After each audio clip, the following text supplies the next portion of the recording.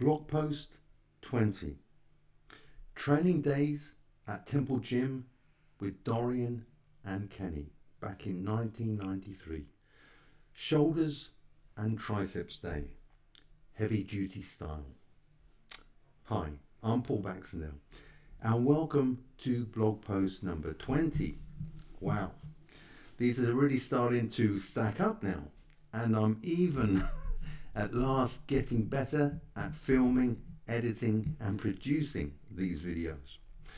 As you'll probably have already guessed, I'm not someone with computer knowledge or skills, and so I've had to learn from the very start the entire process of making these videos, from filming them to editing them and finally producing them for YouTube. But hopefully you'll have seen them get a little bit better from the very first ones.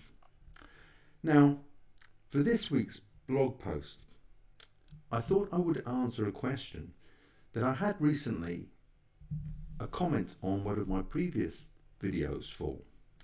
And it was someone who asked for more in-depth information regarding heavy-duty training with Dorian Yates, and specifically how the workout was planned, what exercises we did, particularly for shoulders and triceps day, and what sort of rest periods we used, what weights and reps, etc. If you're a regular watcher to my channel, hello again, and you'll know that I've already described in as much detail as I can remember, it's a long time ago now, my very first leg session with Dorian, and also my very first back session with him, which was also the first time that Kenny wasn't with us. So it was just myself and Dorian for that first time. But I've never spoken about our shoulders and triceps training day.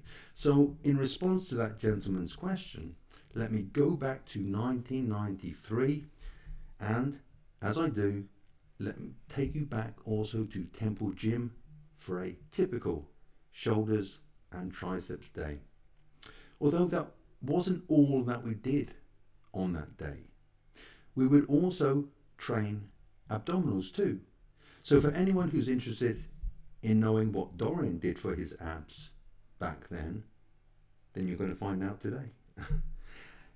At the time, 1993, I was actually living and working in Swindon in an insurance company in the pensions department, and I had done since I was 18 years old.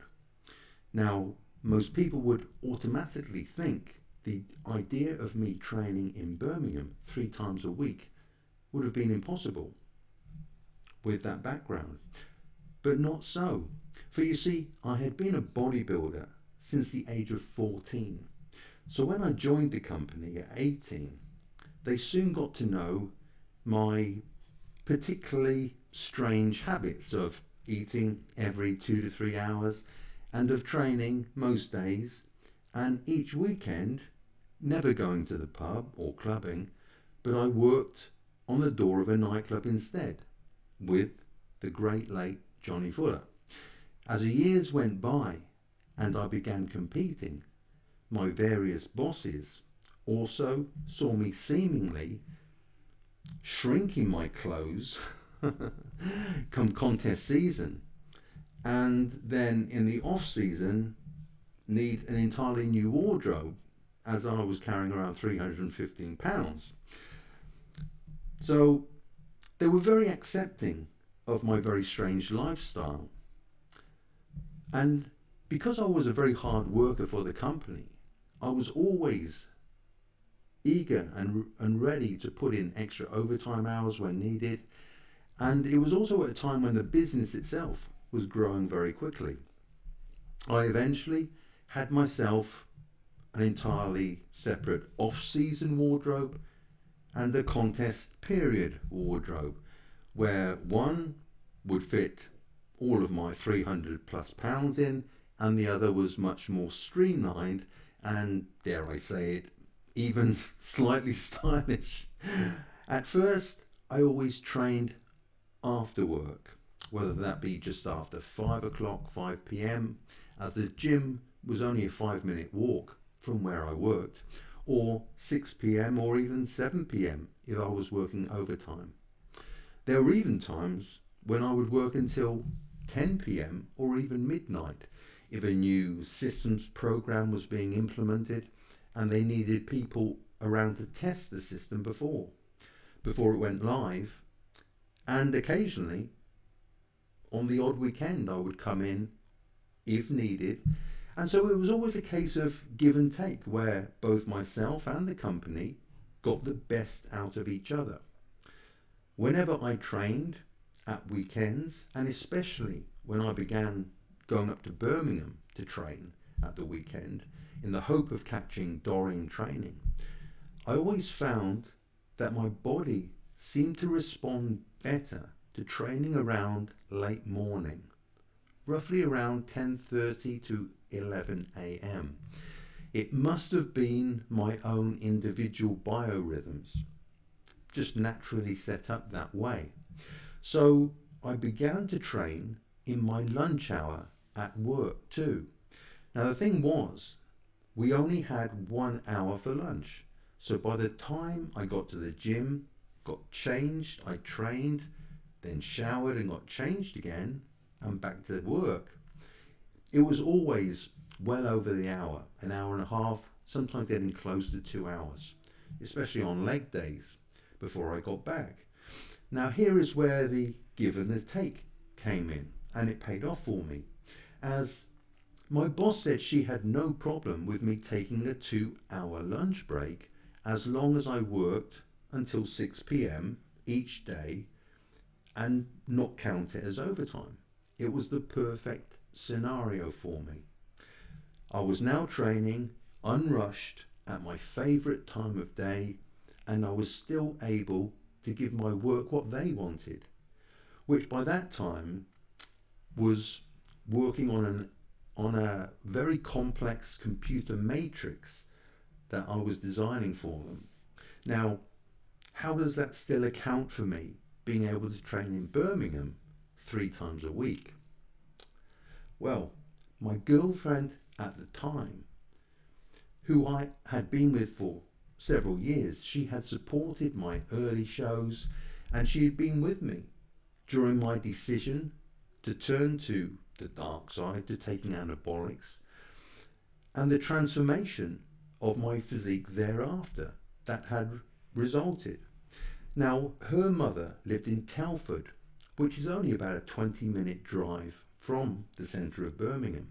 So we began to plan to go and visit her mother each and every weekend.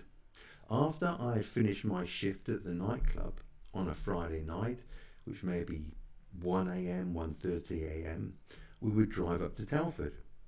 It meant that she got to see her mother every weekend, and it also meant that I got to go to Temple Gym every Saturday and every Sunday around 11 a.m.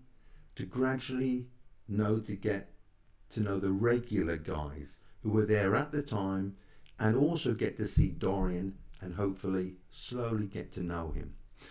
Now, I don't know how much you know about Dorian, but he wasn't the easiest of people to get to know back then. He maybe isn't today either. And I think he had seen new people come and go so often, getting burnt out so quickly, going through so many training partners, that he was rightly not particularly outgoing nor inviting when it came to new faces. Now, I picked that up straight away. However, the fact that he had spoken to me the very first day I had gone to Temple Gym, despite it being one of his dry, knock my ego down through the floor, humorous comments of, "Good condition, lad. You just need some muscle to go with it." I still got the impression that he quite liked me, as my training enthusiasm and intensity was infectious, as we slowly got to know each other and the other guys in what I used to still call the Temple posse, the Temple Gym posse, he got to know that I travelled a 3 to 4 hour round trip every day just to be there. So I also think he respected that commitment too.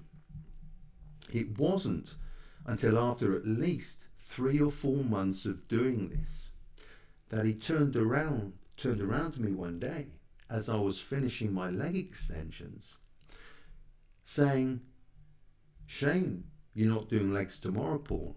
You could have joined us." At which point I immediately stopped doing what I was doing. I asked him if he was serious, and when his look at me made it very clear that he was being serious, I decided, okay, I'm going to go home and I'll come back tomorrow for leg day. And that's how I began training at Temple Gym 3 times a week with Dorian. Again, my work were wonderful about the whole situation. By now, I was a national competitor, and they knew that I was progressing in my sport.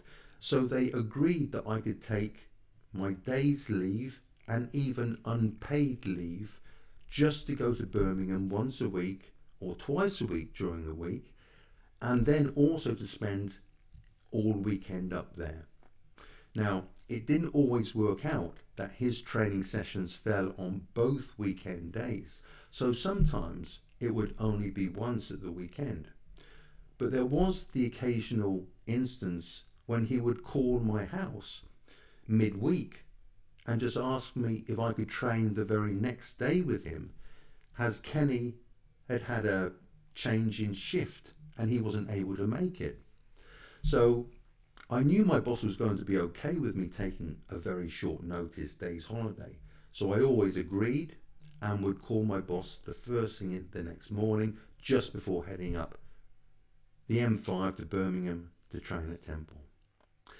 The particular shoulder day I remember was a weekend one, as I remember we always had back the day after shoulders and triceps, and we trained that back on the Sunday too. So this is what I remember of the day itself.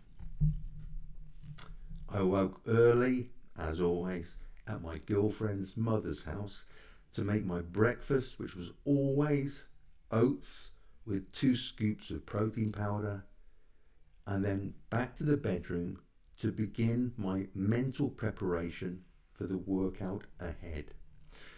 Now, many of you may think that spending a good 15 to 20 minutes mental preparation for an amateur bodybuilder was excessive. But believe me, when you know you're going to be training with Dorian Yates, the current reigning Mr. Olympia, going for his second Sandow, you make sure you're prepared in every aspect. And I'm sure that is another reason why he asked me to join them, as he could tell that I took my bodybuilding extremely seriously. I wasn't just going to the gym to train. I was going into Temple to try and match both Kenny and Dorian for intensity and effort. There was no way on earth I was going to be the weak link, the one who they had to take weight off for. So I did everything possible to make sure that when I hit the gym, I was already fully in the zone and ready to ignite the explosives inside of me. After sitting reading maybe Flex magazine or Muscle Mag, or just thinking about the workout ahead, I was already chomping at the bit to get to Temple and let loose. But first, I had a very short drive to make. I said goodbye to my girlfriend and her mother for a few hours, and then I would head on into town to park at a very big NCP car park very close to Temple Street. It was only about 5 minutes walk to the gym. I would always park up early, around about 9:45 a.m, knowing that the earliest Dorian was going to arrive at Temple was going to be about 10:30, but I wanted to take a small protein and carb shake, and once that had gone down for a few minutes, around about 10 a.m., I would take my pre-workout stack, my ephedrine, caffeine, and half an aspirin mix, which I normally only ever used on leg day and back day off season. But whenever I was training with Dorian, I needed all the stimulation, energy, and focus that I could get. So I would take two 25 milligram ephedrine tablets, 4 Pro Plus, which were the equivalent of 50 milligrams of caffeine each, and half an aspirin, which supposedly helped the two prime ingredients work synergistically. I would then get my training bag from the back seat of my car and slowly wander off towards Temple Street, knowing I was going to be early, but savouring the day and also waiting for that ECA mix to kick in, which it always did after just about 15 to 20 minutes. And so I was already primed for the workout, and that ECA mix would last me right through the workout. And interestingly, I never crashed energy wise using that mix. I think training that hard literally used up all of the stimulant. So by the time we had finished, I was on empty. Now, I turned the corner into Temple Street and past the tailor shop, which was just about opposite to the small alleyway that led to Temple Gym. Honestly, if you didn't know what you were looking for, you'd easily walk past the gym up and down the street a dozen times before you saw the small sign that said Temple Gym at the entrance of the alleyway. As you walked down it, you saw that the small road bent left and right, and you would normally see the two big garbage bins normally overflowing as passers-by would just add to the company's rubbish. But on the left hand wall was that famous red door. There was no great big sign back then saying Temple Gym, just a padlocked entrance to the gym itself. I've described it before in mythological terms.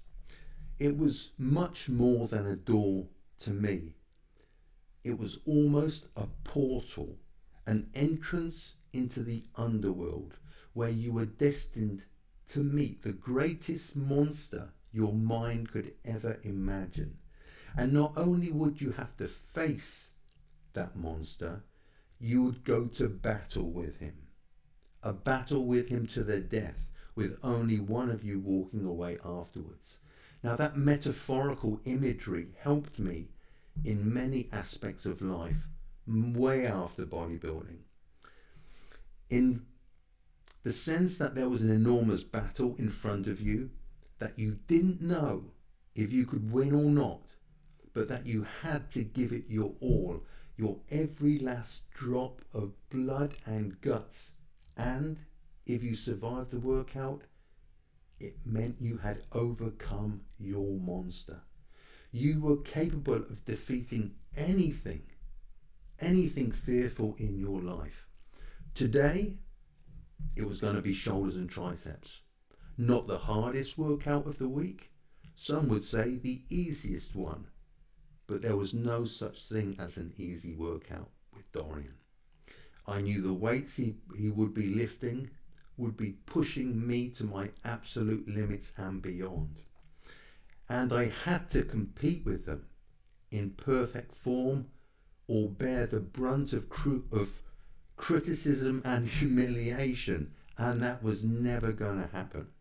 It had on that first back day, but never again.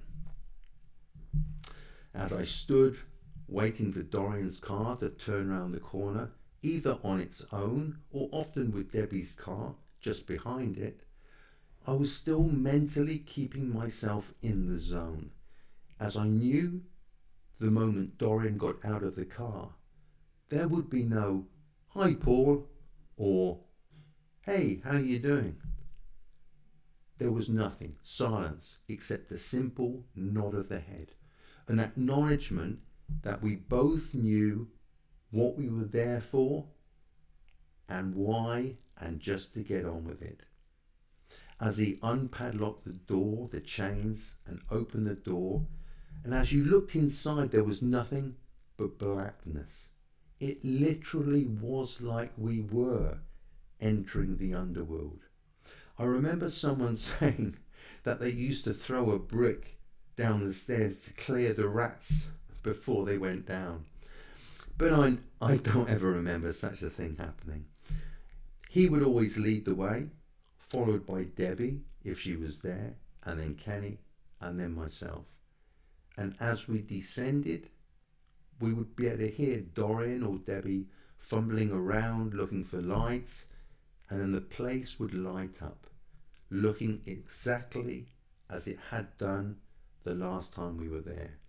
Never was there a weight out of place. But then again, there wasn't also not a cobweb disturbed that had been there from last time either. In the changing rooms particularly. Now, changing rooms is a rather generous term I think I would use. It also had showers apparently, but I never knew anybody who used the showers in Temple Gym. You probably had a better chance of catching something in there than getting clean. But what I would say was it was functional. It did the job. And I know years later he had the whole gym upgraded and introduced cardio machines and everything. Now I'm not sure I would have liked to have seen it like that. It's funny, but the gym was perfect in its imperfections to me back then. It was a bodybuilder's gym, and if you didn't like it, you didn't train there. It was, in effect, Dorian's own personal gym, and if you wanted to train there, then you paid your money and trained. But there was no advertising for new members. It just wasn't that sort of a place. It was renowned through word of mouth, and it worked. We had people visiting from America, from Japan, from all over the world just to visit those hallowed grounds. Now, that place was the site of the most hardcore, heavy duty, most high intensity workouts on the planet. It was the home of heavy duty training for everyone involved in bodybuilding.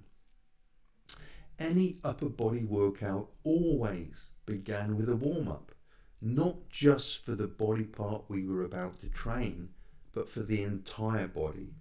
So for example, this would be some sort of, maybe some dumbbell curls, some side lateral raises, all with very light dumbbells just to get the blood flowing through the muscles in the upper body before we set up the Smith's machine for the very first exercise, military press.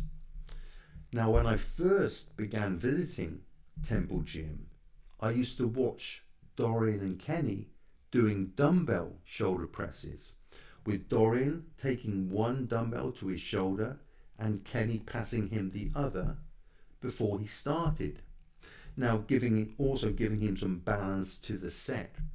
It was obvious that exercise, dumbbell shoulder presses, was awkward with that amount of weight he was using. Not just awkward, but almost becoming dangerous to a certain degree, since the size of the dumbbells he was using was enormous. At some point in 1992, he took the decision to switch over to doing presses on the Smith's machine because of this. And the machine worked perfectly, requiring all that was needed was to press the bar. He didn't have to worry about balancing the weight as well. Now, our first set was always just one plate, one 45-pound plate on each side for 8 to 10 reps. And then Kenny would do his set and I would do mine. As soon as I was done, Dorian was straight in again while we loaded another 45-pound plate onto the machine, and he would press this for another warm-up set of maybe just 6 to 8 reps this time, which he always made look so easy. And yet I knew those 2 plates were getting very close to my max. Now we would follow suit, and then a few seconds were taken before the third and final 45 plate would be added to the Smith's machine for the one working set, where Kenny would stand behind him and give him a touch on 1 or 2 maximum force reps. Dorian was extremely strong on this movement and would get 6 to 8 reps easily on his own without any assistance from Kenny. And then it was the tiniest of touches just to complete the rep from the elbows. This was a movement where the rest pause technique was sometimes used, a great high intensity technique. When the final rep was completed, we would rack the machine and then take 3 deep breaths and then unrack the machine and try and get another 2 complete reps before reaching absolute positive muscular failure. Now my maximum on this movement was 2.5 plates at that time, which I struggled with to get 6 reps on my own, and then another 2 force reps with assistance. Now this is a good point at which to emphasize just how strong Dorian was. Even though Dorian and I weighed roughly the same at that point in time, we were both round about between 300 and 315 pounds in the off season. We looked very, very different from each other. Now, it wasn't that I was fat. I always kept my abs visible year round to make sure that come pre-contest time, I would never have to kill myself on my diet to get into shape. But Dorian was simply that much stronger than I was or Kenny was. He was naturally strong anyway, and with the years of training beneath his belt, he was certainly the strongest bodybuilder that I have ever met. Well, maybe apart from Ian Wadley out of Muscleworks Gym in London. Now, Ian, that freak is insanely strong, and insanely strong still he is. I'm sure Ian could have entered a powerlifting meet at any time and picked up the winner's trophy. Gary Taylor also, who would become world's strongest man, was obviously freakishly strong, but I never saw Gary in action, sadly. Now, after Smith's machine presses, it was a few short steps over to the benches in front of the dumbbell rack for seated side lateral raises. Now, I had never done these seated before, and I was in for a shock at how difficult this movement became when you did them seated rather than standing. Even when you attempt to do these standing with full control, it is inevitable that you will eventually get some momentum into the movements as your delts tire. But with seated side lateral raises, that option just doesn't exist. So all of the stress stays on the medial delts. And I would say it was that movement that led to the majority of my delt development, especially in the medial heads. We would only do one warm-up set for this, since our shoulders weren't going to get much warmer than they already were.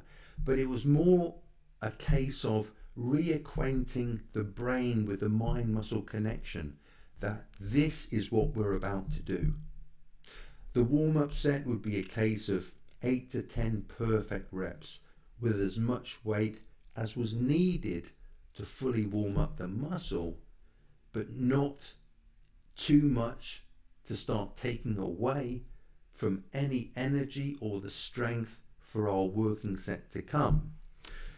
Now, we would always have the bench lying flat so that when our working set came around, we could sit behind each other in order to assist whoever was doing their working set with some assistance with force reps given just under the forearm to enable the person to get right to the fully contracted part of the rep at the top. Now, this is how a working set went. So for Dorian, I remember he always used the 65-pound dumbbells, which was ridiculously heavy, but his set would start with perfect form with an explosive drive to shoulder height and then down to his sides again, trying to resist the temptation to get any momentum from the swing at the bottom of the rep before exploding back up again for the second and then the third rep. As he was beginning to reach failure, I would just set my hands against his forearms so I could gauge precisely how little assistance to give him before that weight came to a stop, and to prevent it coming to a stop, to allow him to complete the rep right at the top. And this would carry on for maybe 2 or 3 force reps, and then he would still continue to get as high as he possibly could with no assistance. Firstly 3/4 reps on his own, and then maybe half reps until he was barely moving the dumbbells a couple of inches upwards. And that, ladies and gentlemen, is complete positive muscular failure in one working set. Then it was Kenny's turn, and then mine. I can't remember exactly what my working weight was for these back then, but it was probably closer to 40 pounds than it was 50 pounds. It was a humbling exercise, but very, very effective for stimulating growth in those medial delts. Then it was on to our last shoulder exercise. Yes, this was it, the last exercise. Just 3 shoulder exercises were done, and just one of those was a pressing movement, as the last exercise was another lateral raise movement, but this time performed on the cable crossover machine using the bottom cam and the handle attachment. Now, these were performed, as you can imagine, with perfect form. And what I mean by this is the handle would be raised to hip height and held on the outside of the thigh before driving the handle upwards again to shoulder height. Having the handle placed on the outside of your thigh meant that there was again no chance of swinging or momentum involved in this movement. It was pure deltoid, and again almost pure medial delt. The thought behind this strategy was that the front delts got hit hard and heavy with many exercises with the military presses, but also they got heavily used during chest movements like incline barbell press, and on rear delts, which we did on back day. They were also heavily involved in the back exercises. So the medial delts were the part of the shoulders that we specifically targeted on shoulder day. And again, the concentric or the positive part of the rep was performed explosively up to shoulder height and then lowered under control. So the muscle was also taking the negative part of the rep, not just allowing it to drop down. Then, from the starting position again, another explosive concentric rep would drive upwards and again, under control, descend back to the hip. As failure began to get close, he sometimes asked for a slight touch to complete the reps, to get another 2 complete reps, and occasionally he would have the handle drive up to the top point after positive muscular failure so he could carry on the exercise by taking just the negative part of the movement. So the training partner would assist the positive part and he would resist the weight going down just with the medial delt. Again, drive up with assistance and on his own control the negative part of the rep down again. And that's high intensity training. Now I found this movement the hardest of the day, especially when taken to positive and negative failure. And after this one, the delts had nothing left to give. Like I've always said, it was never a case of you could only do one set. It was a case of you physically could only do one set. It would have been a physical impossibility to have even attempted to try to do a second working set, as all the fibers had been exhausted, and any further stress on them would have just been counterproductive and led to overtraining of the muscle, the central nervous system, and zero benefit for your muscle growth. So as I've said, rear delts, they were done on back day, but we would finish our shoulder workout with traps. Just one exercise, and it would either be barbell shrugs or dumbbell shrugs, or when he eventually got it, the great seated hammer strength shrug machine. But that wasn't there back in 1993 when I was training there. So we would use the dumbbells, we would strap ourselves in on the dumbbells, take them up from a bench and drive the weight as high as we could. We would try and imagine, traps to the ears, so that the contraction was as hard as we could possibly make it before again we descended the weight under control using pure trap resistance. Drive the eccentric portion of the rep to the bottom before driving upwards once again. We would have our chins on our chest to ensure that the traps were the only muscle involved. But even so, he still used the heaviest dumbbells available in the gym, which I think were a pair of 180-pound dumbbells at that time. I believe later on he had a set of 200 pounds dumbbells, but I'm not sure of that. What I am sure of is that it was one warm-up set of 10 to 12 reps and then one all-out set to failure, always going for a minimum of 8 reps at the least and trying to reach 12 reps.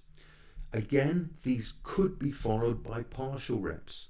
It's an exercise perfectly suited to partial reps, but again, the risk to benefit ratio has to be considered if that high intensity technique was to be used.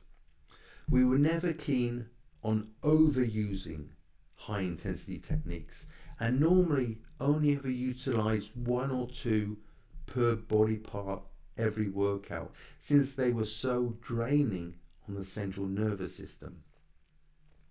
The dumbbells would be placed upon a bench before the set, so we didn't have to grab them from the floor, and we were able to get our wraps around them and then take them from just lower waist height and not from the floor, which would have added extra energy which we didn't need to waste.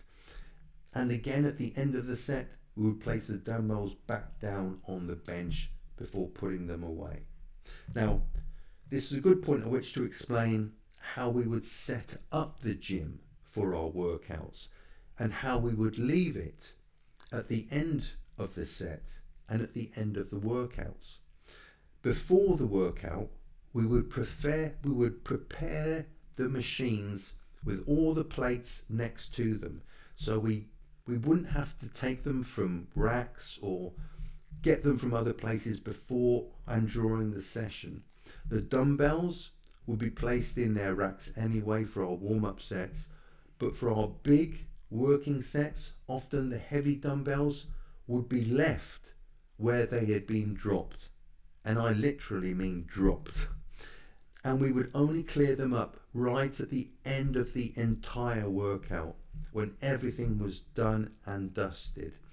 Since the gym didn't officially open until 12 midday anyway, it didn't matter. They weren't going to get in anyone's way. And if they did, well, I don't think anyone was going to object to Mr. Olympia waiting until the end of his workout to put his weights away. Such is the advantage of having your own gym, and he really did use it as his own personal gym, much more than a business. Yes, from mid-afternoon onwards into the evenings, it was a commercial gym, but before then, it was always just the same crew, the same people in, and every one of the people in that crew knew exactly how things worked when the big man was in the house. So once that was done, we would take a little breather, maybe 5 minutes, a 5-minute break before refocusing on the next body part to train. And this was going to be triceps. Now, a swill of water around the mouth, with most of it being spat on the floor, kept his mouth from getting dry. Becoming dehydrated wasn't an issue when the entire workout was going to be no more than 45 minutes long, 50 minutes at the most. And this workout was always one of the shortest ones of the week, about 45 minutes. The longest one was always leg day, which could take up to a full hour. It may have felt like hours, but on the clock it certainly only ever read 1 hour. Now, triceps have always been a strong body part for me, and I've always enjoyed training them too. And until I started training with Dorian, my triceps workouts could last an hour on their own. It's crazy when I look back on it, but I was enjoying myself so much. So if my goal hadn't been to add as much muscle tissue as I possibly could with each and every session, then why not train that way? The thing was, at that time my goal was to build the maximum amount of muscle tissue I could every session. And so that's what changed for me. Now, there was no doubt about it. It brought mass, and once dieted down, freaky striations that are still with me today. Although my arms are very much smaller now, and I'm not going to embarrass myself by saying how small, but they are still very lean, and my triceps still have those same striations running across the outer head and the inner head. Partly low body fat has a lot to do with that, but I think those years of heavy duty, hard earned muscle worked for in the gym over many years accounts for it too. Now, triceps always began with tricep push downs. As always, although our shoulder workout would have warmed up the triceps muscle to some degree, we always did 2 warm-up sets for triceps push downs. Again, increasing the weight each time, getting the mind muscle connection and preparing the triceps for the very heavy set to come. The last warm-up would be roughly 70% of our final working weight. Now, there's something that we did whilst during our workout that I still do to this day, and that's put a weighted belt around my waist. Dorian did this, and we did too. And the reason is very simple, and if you think it may help you, try it yourself, as it really does allow you to press a very heavy weight. The added weight, usually a 45-pound plate hanging from a weight belt, really helped you stick to the floor. I mean, it grounded you to the floor. so that when you took the weight stack down to the starting position for your triceps, you didn't have to fight gravity and the weight in getting your form perfect. Even though I'm nearly 100 pounds lighter today than those off-season days back in 93, I still do my triceps pushdowns from a lat pull-down machine, and I still use a weighted belt to ground me to the floor for my working set. Now, why the lat machine? Because the cam just feels as though the cable and the weight, it makes the weight feel heavier and the movement just feels better on this machine. Again, try it. Next time you're in the gym and doing triceps, you may find you like it a lot. Anyway, give it a go. So our working set of tricep pushdowns was heavy, intense, and Dorian always ensured a huge full contraction at the bottom of every rep before allowing the weight to travel back upwards. He always wore elasticated sleeves around his elbows on upper body workout days, and then elasticated sleeves on his knees on leg day. Now, these weren't sleeves that you can get today that tighten around the joint, but these were old-fashioned, like elasticated socks almost, just like this, that you can get in hospitals or pharmacies for holding a dressing in place. Now, they weren't worn to enable him to lift heavier weight. That's the important thing. They simply gave him, he felt, a little bit more warmth around the elbow or the knee and a slight support, much more psychological, I think, than physical, around the elbows. And I think even back then, he was starting to suffer from some tendinitis in the elbows, which got worse in the following years, leading him to take an anti-inflammatory, I think it was just ibuprofen I think he took, over an over-the-counter medication to try and ease the pain in his elbow. Now, this actually led to him being hospitalized in 1997 when, some weeks out from the Mr. Olympia, his elbow had been so bad he was consuming anti-inflammatories on a daily basis. And one day he coughed and coughed up blood, literally. He'd coughed and looked down, and there on his chest he saw blood. So he took himself to the hospital, where they diagnosed internal bleeding. The anti-inflammatories had burnt a hole in his stomach and caused this. And with just weeks to go before the Olympia, he found himself stuck in a hospital bed, waiting for the doctors to give him the okay to go home and continue his training. Now, obviously, whilst he was in hospital, he continued his diet, so it didn't really affect his prep that much, but it does raise the importance of not overdoing anti-inflammatory medications.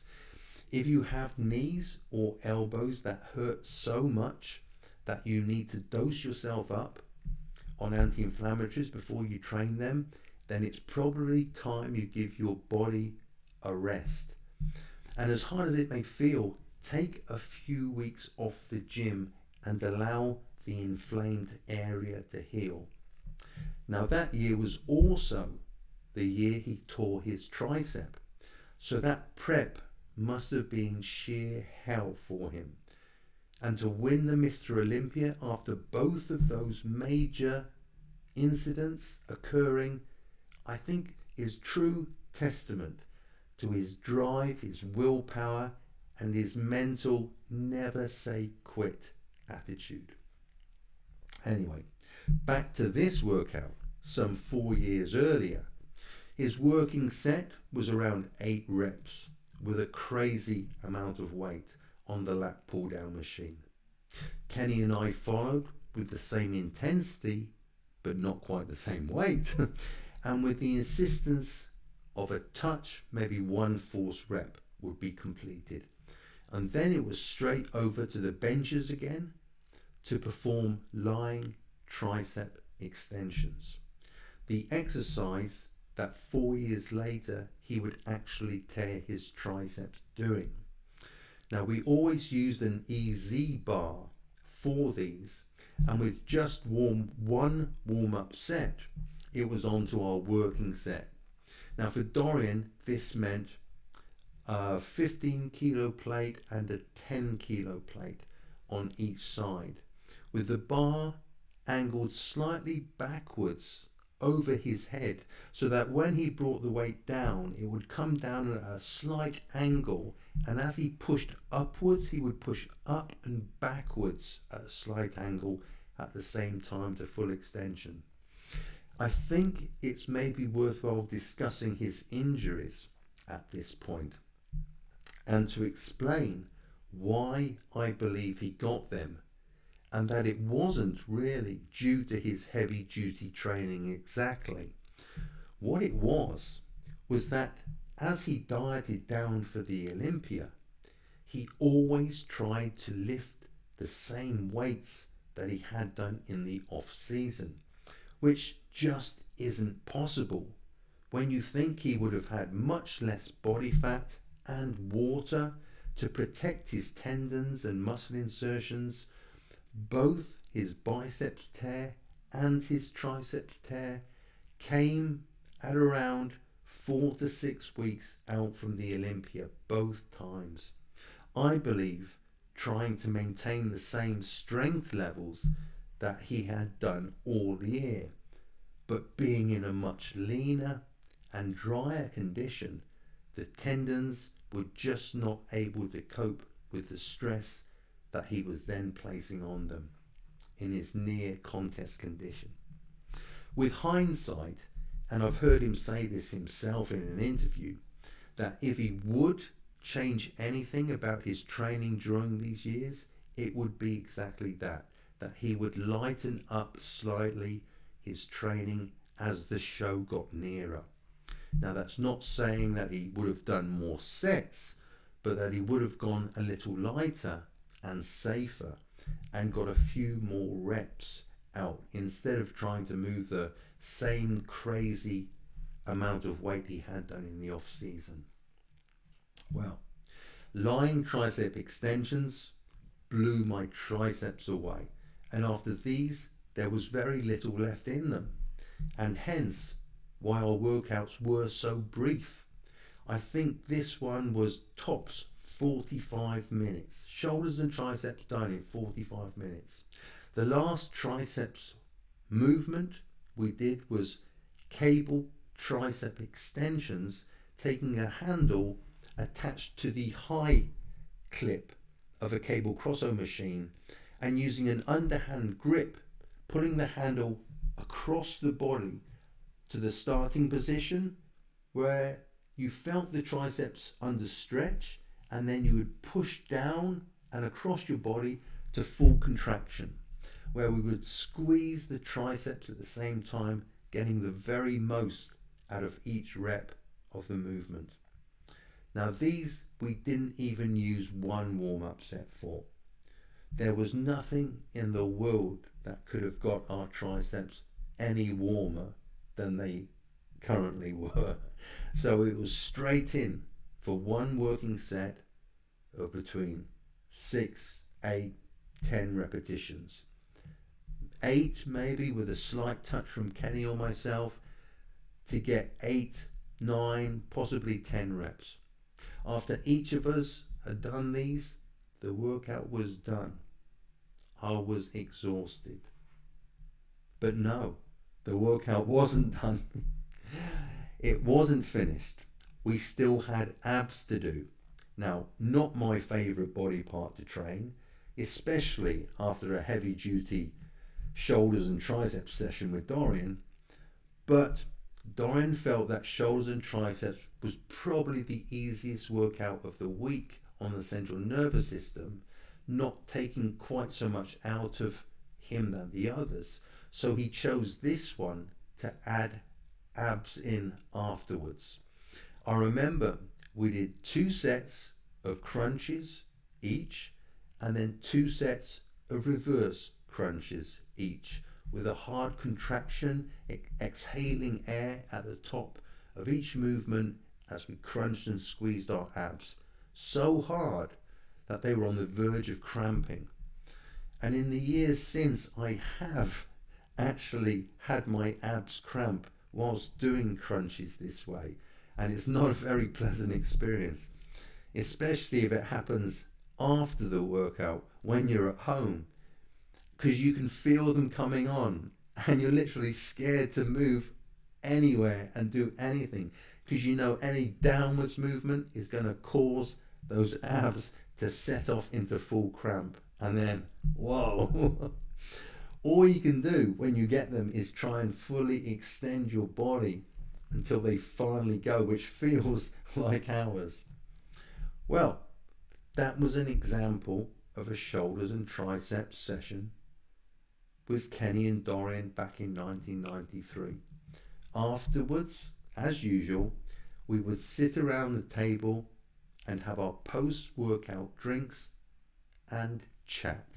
It was then we would talk. This was the first time in the entire workout that we would actually talk to each other properly, and we would ask each other obviously how we were doing, how our days had been, and then it would always get onto a bodybuilding topic, something.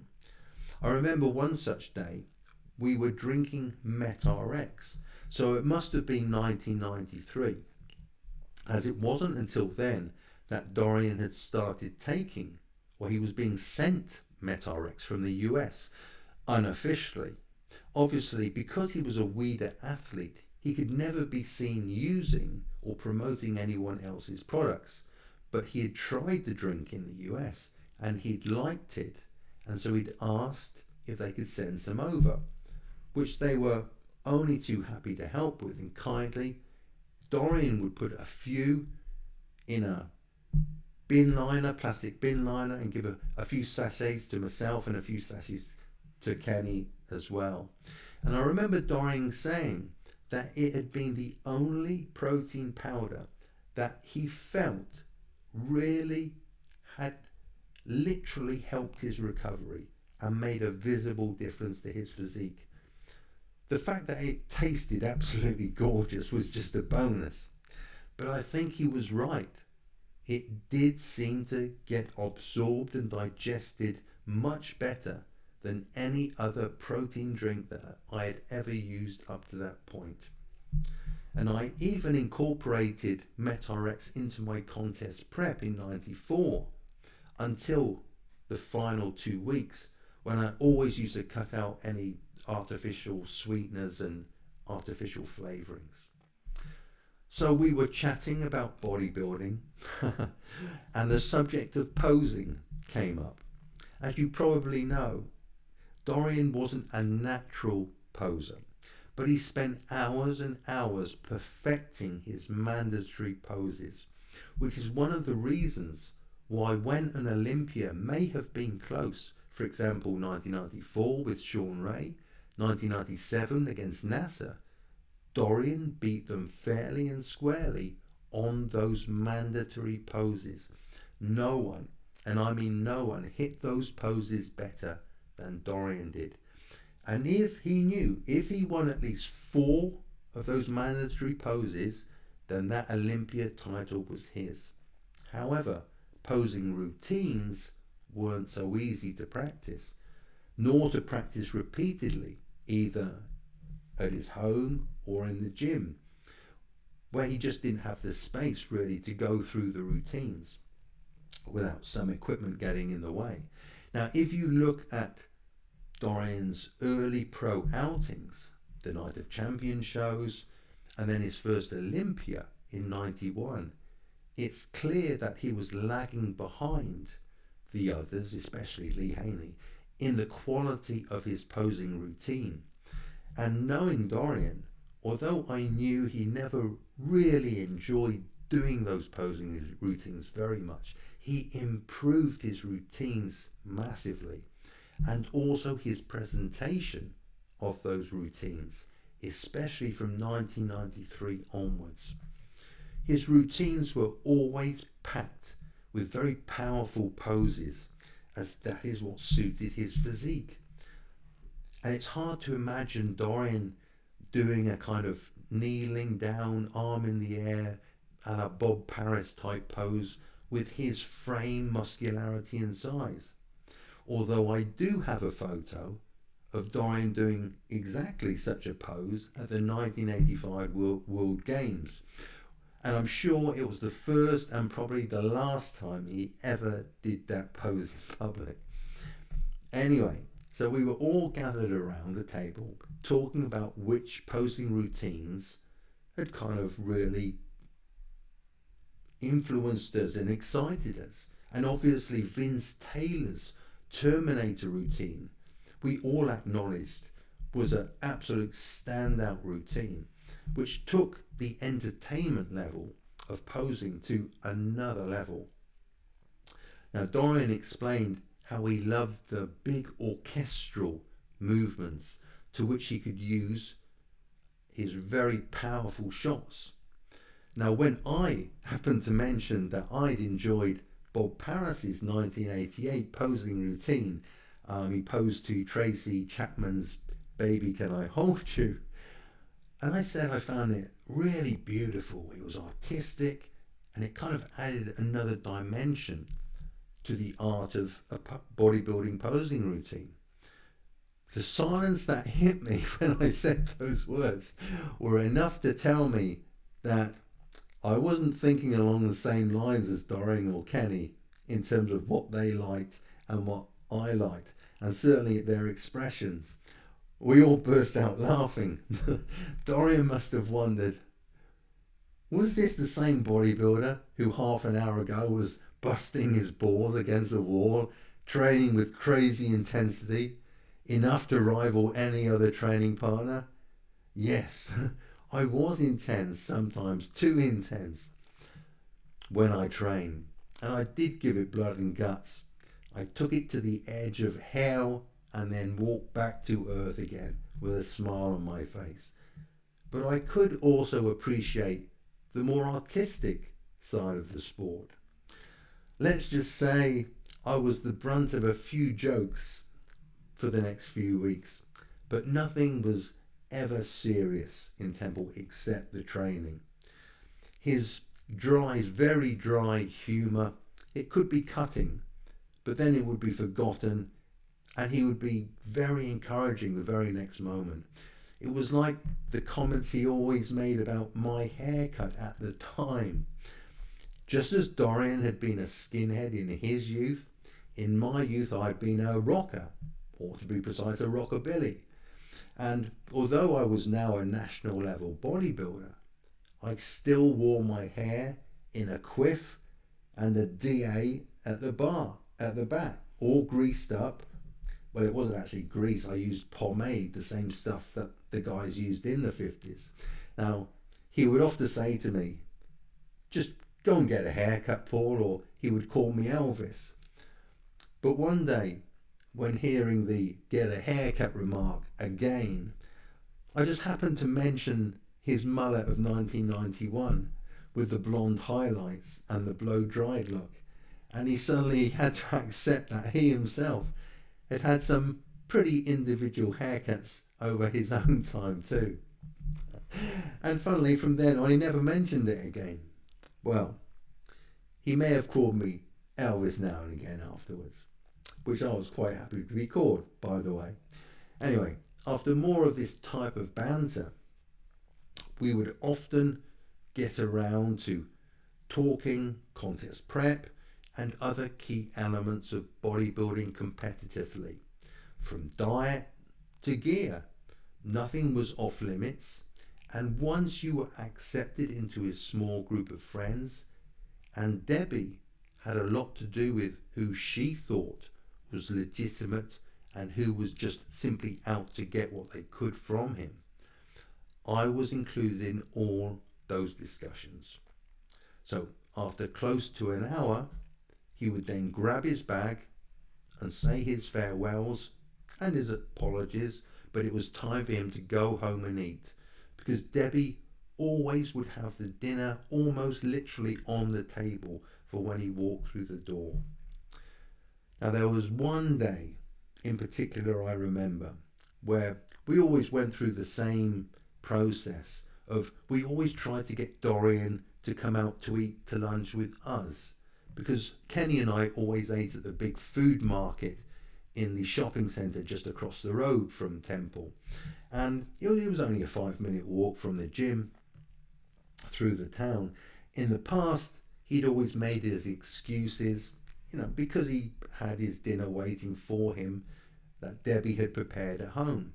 Although we often felt that he would have liked to have come into town with us just now and again and carry on the conversations we were having. Now, one day, I really thought he was going to come with us. It was a day when Debbie hadn't come in with Dorian that day, so she wasn't behind the counter. Another guy, a member, had come in to watch the counter while we trained, and he actually said, "Yeah, I'd like to come across with you." So we all gathered up our bags, just about to set off to go up the stairs out of the gym to the food court when the telephone rang.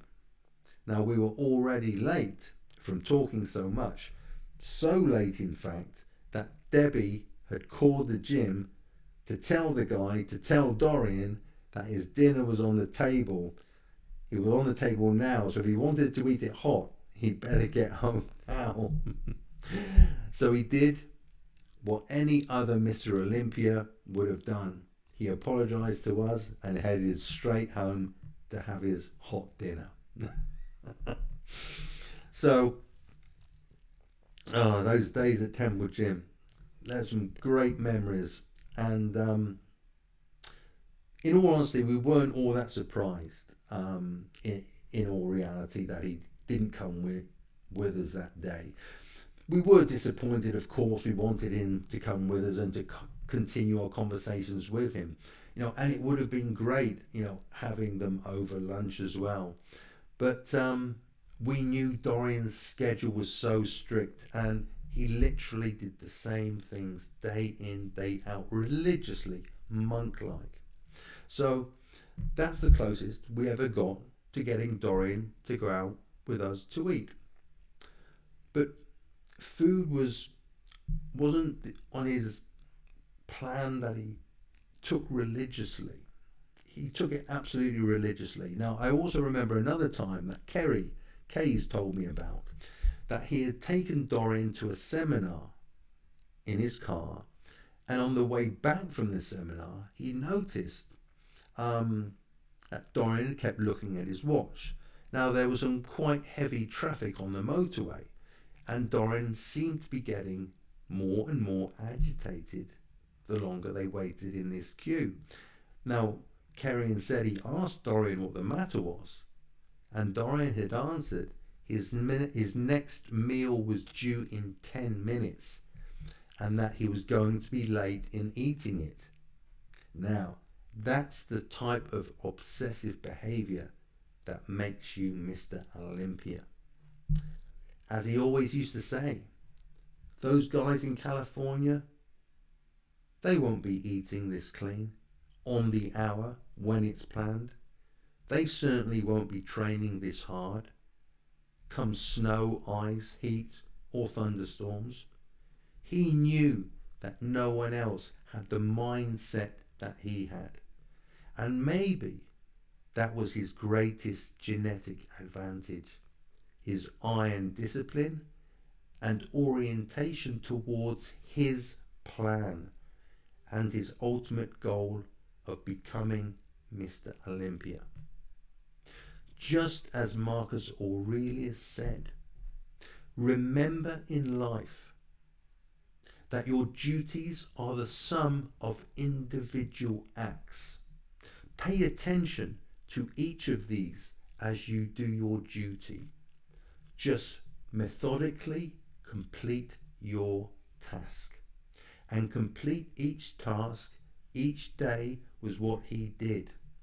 And he did it with a stoic level of discipline and resilience that resulted in him building one of the greatest physiques ever, one that changed the sport of bodybuilding forever.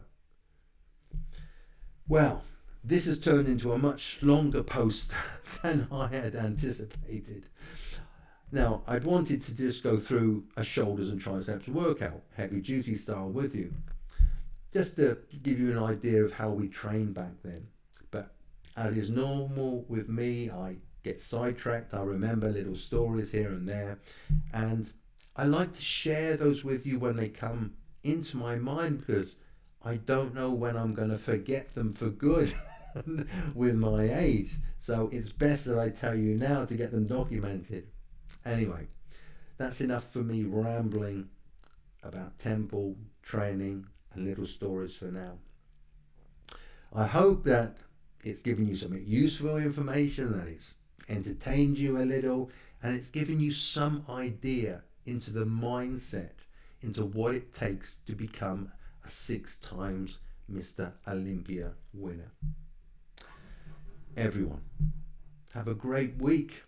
Think about who it is you wish to become, and then go about it. Set yourself a plan, just as Dorian did all those years ago in his flat in Birmingham.